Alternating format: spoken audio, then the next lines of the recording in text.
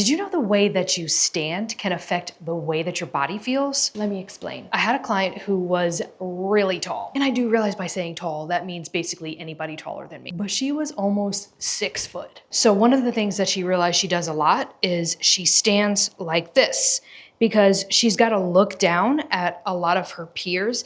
And so she finds herself looking down frequently, which she had rounded shoulders, and then she had a pelvis that was kind of like tucked forward like this.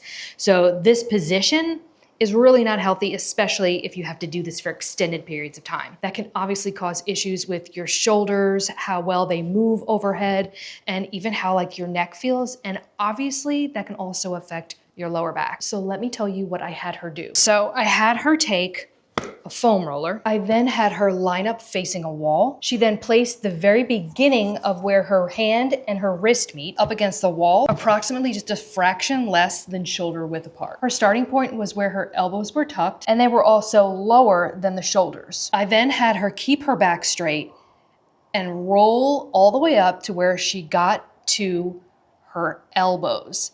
And then she stopped right before she rolled over the elbows and then held in this position. I had her slowly roll down. This exercise taught her to have better scapular control. And then after that, I had her do standard wall slides. And then once she got to that same position by the elbows, I had her lift up and hold. Not only does this reinforce the exercise that we did prior, it helps strengthen the muscles that support better shoulder and upper back position. And last, I had a client who loved to stand like this, shifting from side to side, once getting tired, then shifting back on the other side. So instead of relying on your glutes to shift from side to side, you're now relying on things like the lower back muscle and even the outer portion of the hips. And because of that, she had lower back pain and also hip pain. So to help with her glutes, to help with balance and also pelvic stability, I had her do supported hip airplanes.